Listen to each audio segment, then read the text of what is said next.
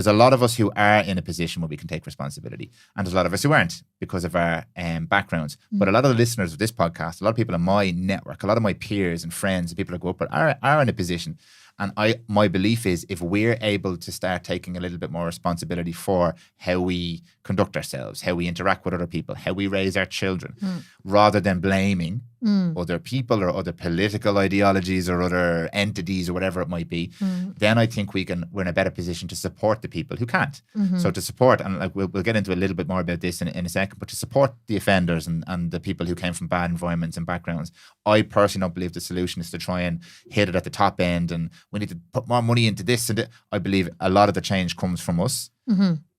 Those of us who are in a position to be able to affect change. I think so, yeah. I do agree with that. And it's not that we're, it's not coming from that kind of disempowering place, but it's almost like, yeah, we're in a position where we're able to help others who've been less fortunate than ourselves, you know? So, you know, hopefully then we can use our skills to empower the people who have not been as fortunate as ourselves, you know? Because I say that all the time. I'm just, when I meet my various different clients, you know, like how lucky I was that my consciousness sprung up in, you know, in 1987 in my lovely family in Cork, you know, where I was very stable and secure background, and I was, you know, my basic needs and my emotional needs were met, and that gave me the platform to go on in life to, you know, inverted commas, succeed or be happy with, you know, my work, my relationships with other people, my, you know, my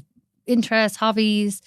It's all because of the family I came from, and I don't know. Now, you need someone else in the podcast to talk about reincarnation or something like that. But I don't know the meaning of why my consciousness sprung up there, but it did, you know. And I do think, I'm lucky because of that, you know, and that I think maybe this, I don't know, maybe it sounds kind of arrogant in a way, but like I think because we've been lucky, we should. There's an impetus to help people who haven't been as lucky.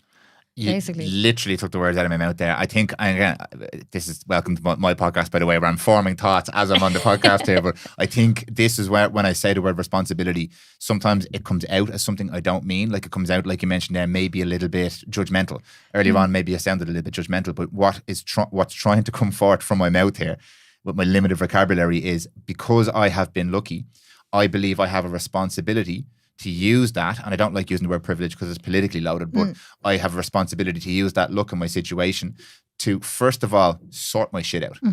Because I'm in a position to be able to sort my shit out. Because if I don't, I'm going to affect the people directly around me, my children and my fiance, and then I'm going to direct my friends, and then my clients, and then all these people in my circle. I'm going to have a negative impact on these people if I have a negative attitude towards life, if I have a victim mindset.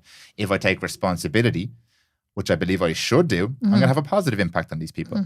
And where I get a little bit irked, and I try not to rise to this now anymore, I try to stay very, very neutral, is a lot of the narrative today is about giving a thumbs up on social media about all the different causes, which I am not undermining in any way. I think it's extremely important we're aware of this and we support this, without taking care of ourselves at home, the stuff that we can actually impact right now, being a better person, learning how to regulate yourself, learning how to be a healthier person, learning how to take the pressures off the systems we give out about so much. Don't lean on them so much. Don't become a victim of your of what you view as the world around you if you're in a position like me. That's what I'm speaking from there. And then we can actually impact a huge amount of change, or affect a huge amount of change on the world in a real way.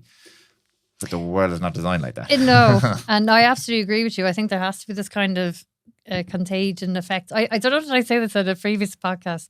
I'm kind of laughing myself about this, but I always think like a good children's book or adult book would be, you know, it calls the mean disease, which is basically that a little story about how if you're mean to someone else and they catch the meanness too, and then they're going to be mean to all the people in their life, and then it's going to go on and on and on, and you know, you'll have a country of just mean people. So that's my idea for a children's book.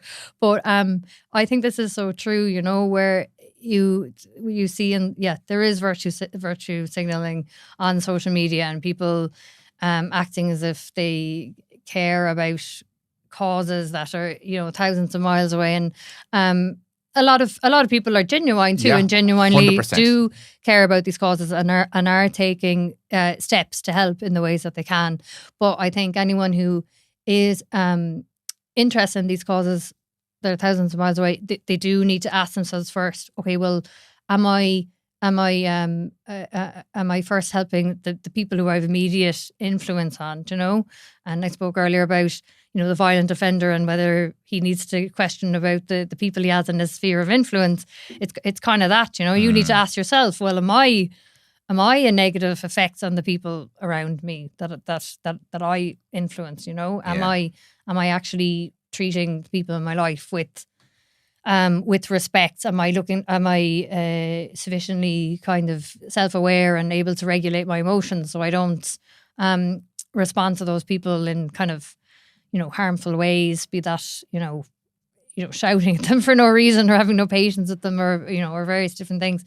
And and then kind of, I suppose beyond that, maybe looking at, well, should you be more concerned, or firstly concerned maybe with, you know, social causes that are closer to your door as well. Not saying that you can't be concerned about Gaza if you don't care about homeless people in Ireland or something. I'm not saying it's either or, I suppose. Yeah, neither am I, by the way, yeah. Yeah, but it probably is interesting if you're more concerned about people in Gaza maybe than the people in Ireland too. You know, you just need to kind of explore that, I suppose, and see what it's about, and really ask yourself, well, why am I